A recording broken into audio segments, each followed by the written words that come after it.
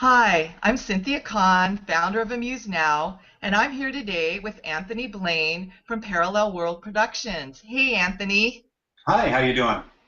Pretty good. Good. We recently met on Twitter when I noticed tweets about your upcoming web series For Hire. The series is about four childhood friends who grew up together and become vigilante hitmen, and I'm going to quote this, who right the wrongs where justice falls short. Correct.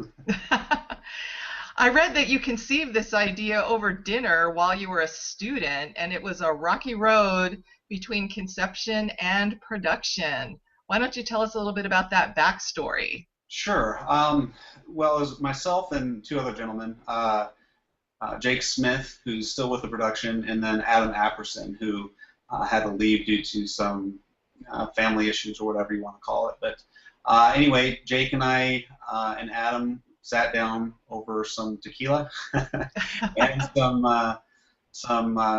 hors d'oeuvres, I guess, at a local restaurant called Jalapenos. And Adam actually came up with the idea of going for Hitmen. And we all kind of followed a couple of different shows that were going on at that time. One that had a pretty big influence on us was Dexter. We really liked the concept of kind of a bad good guy. So a guy that's going out and taking out bad people, but in essence, he's still a bad person. We took that idea and made these four friends that kind of grew up with a rough childhood, I would say, and decided to go out and do their own vigilante hits. Um, took it's taken quite a while to get to where we are right now. Like you said, it was just a small little group of us, and now we have over 140 volunteers that have been working on the project. Oh my heavens, I was wondering about that. I watched the preview on the website and I saw it really had a high gloss look and it had some really good humor, so I knew it had really good writers. And then I was looking at the internet and I saw that there was a Kickstarter campaign and you raised about $1,000, but that just couldn't be enough to fund the project. Let's go. So, is it all funded through volunteer work? It is. Like you said, we had that small Kickstarter of $1,100. I think it ended up $1,166 to be exact. That helped pay for some food and a couple of small props, and kind of got the ball rolling for us. We just launched a new Kickstarter yesterday, trying to raise a few more dollars to push us through to the end. Because as you can imagine, this going from, yeah, I think when we first started, we had, I want to say, right around 10 people involved at that time, and it's just grown. And it's kind of been, I don't know how to put it. It's almost been overwhelming to see the community support in this. We weren't expecting much out of it. We were thinking, 2 weeks to keep us busy during Christmas holiday, really, is what it was supposed to be. And here we are a year and a half later, going on 2 years, in the final stages of production, and we've had over 140 volunteers, like I said. We've had support from a number of different local businesses that have let us go in and shoot at their place of business. We've gone to a pawn shop locally. We've filmed in the Idaho Capitol building. Probably one of our more high-profile shoots was in downtown Boise, where we actually had the support of the local police department, who provided us with a brand new Charger state police, or excuse me, city police vehicle to post up at one of our, I guess, mock crime scenes, as it were. And they left us with a key fob and just said, "Here, have at it. Here's how you turn on the sirens. Here's how you turn on the lights." And we had a full-fledged cop car for that scene. So. Wow. When I think about it, we talk about crowdsourcing, but this is actually community sourcing, which is takes it to a whole new level and takes it out of the virtual world and into the real world. It really does. I just have to ask, so what's it like to drive a cop car and turn on the siren? Really, is it a rush? It looks like it's fun on TV anyway. Yeah, we didn't actually get to drive it, but we did get to. Well, I suppose if you want to consider moving the car back and forth to park it in the perfect position driving, that wasn't all that exhilarating. But getting to turn on the cop car lights and whatnot was pretty fun. And did you lock one of your friends in the back where they don't have any way to get out? It's funny that you say that because one of our actors, Anthony Hayes, he plays Twitch in our series. He sat down in the front seat. He goes, "Wow, this is the first time I've been in the front seat of the cop car." So we didn't go as far as locking people in the back, but we did let people take a look inside.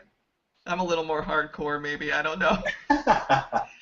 Well, I see that you do successfully use Facebook to keep your fan base up to date and to post backstage footage. Is there any other ways that you use social media to keep people abreast of what you're doing? No, absolutely. In this day and age, you have to be on everything. I mean, even some of the things that are not as well known. Obviously, Google Plus has an influence. We're not nearly as prominent on Google Plus as we'd like to be. We're getting there. Twitter, again, as you had found us through there, that's been pretty positive response for us. Just now starting on Instagram, so not a lot of feedback with that yet, but we hope that that also contributes to the push of getting the word of For Hire out. Yeah, we've used pretty much everything that you could think of as far as the big names, but there's also a couple others that are more kind of underground for filmmakers. There's a place called Film Break, which helps get your films, your short stories, your films, your documentaries out, and it's kind of based on a rating system. So if you score above a certain number, they'll actually help promote your film to the larger networks and try to get it sold on things like Netflix or Hulu, or I guess now they're starting to work with the larger studios too, like Universal and Paramount, I think, are a couple others. Okay, so for those watching, what was the name of that website again? Oh, Film Break, filmbreak.com. Okay. I haven't seen a first episode, so have you published a first episode yet? The full show originally was concepted for a web series. There were going to be just 4 short, and it's still currently in this format, 4 short web series.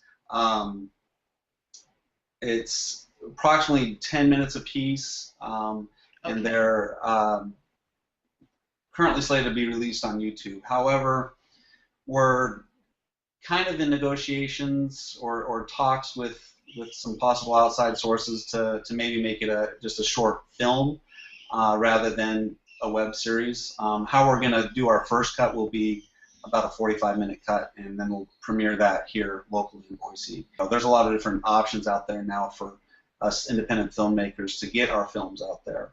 Obviously, in the end, we'd all like to make a little money off of it, so distribution is something that we're finagling with right now to try to wrap our minds around how we were going to do this.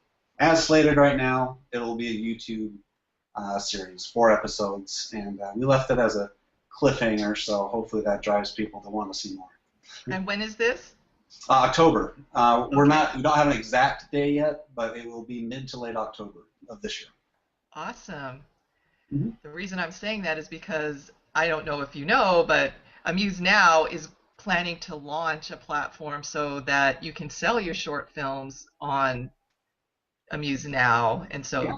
I would hope that maybe we should talk again when you're closer to actually publishing, and maybe we can help you out there so you can actually recoup a little bit of your investment and maybe make a living, because I know that people are willing to pay a little bit to support a project, and obviously people are willing to give of their time, as you know, to support a project. So I definitely would like to talk to you again when it gets closer to October. That'd be great. And because you seem to have moved mountains, can you give some advice to new filmmakers who want to put together their project and make their short film? As you know, we're about artists helping artists, and you Absolutely. seem to have done a miracle there. Yeah, like I said, I'm constantly amazed at what we have accomplished. If I were on the outside looking in, I'd be like, wow, you guys really did a lot. And even on the inside looking looking at what we've done, I've been, humbled,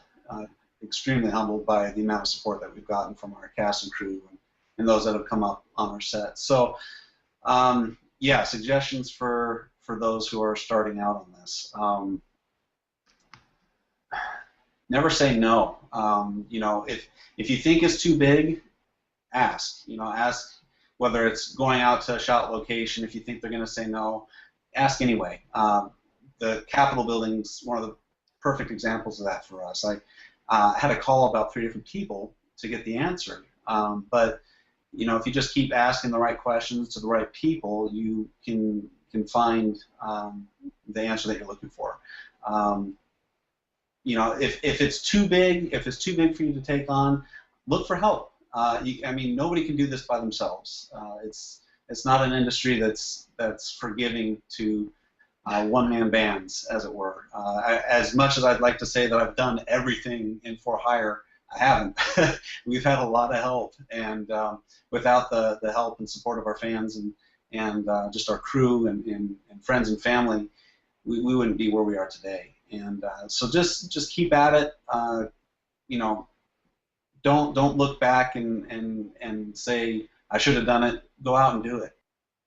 One other question then: are you doing this only on the weekends? Do you still have a day job? I mean, people kind of want to know because, wow, how is he doing this? 140 people, and is everybody taking off of work? Yeah, well, it's a mix. I do subcontracting, so I'll do side jobs off and on. And then when I first started this, I was a full-time student, so I had a little bit more time than what I do now. And a lot of our guys are, working their day jobs and then either weekend warrioring it or having some really late nights.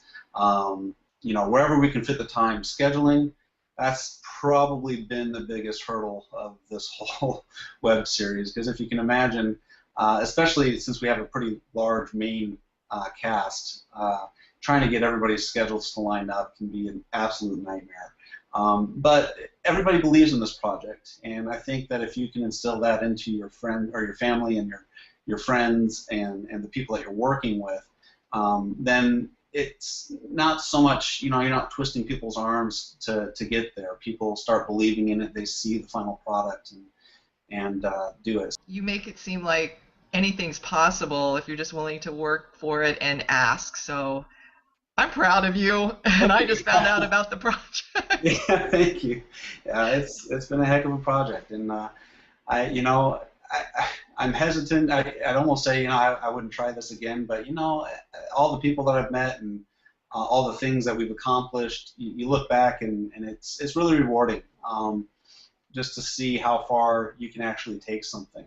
And yeah, I love it. And if you're a filmmaker and you enjoy this kind of stuff and this is your passion, then go for it. What's to stop you? You're only going to stop yourself, really, if you don't. Yeah, you're really only going to stop yourself if you don't try. So. Well, I want to thank you so much for being here and inspiring me today. Sure. And I wish you the best of luck. And I definitely want to talk to you again before you launch again in October. And thank you, and all the best. Thank you. Hi, I'm Cynthia Kahn, founder of Amused Now. This featured artist presentation has been brought to you by Amused Now Entertainment, a website that enables artists to profit from their creativity. To learn more about Amused Now, visit us at www.amusednow.com or email me at ckahn@amusednow.com.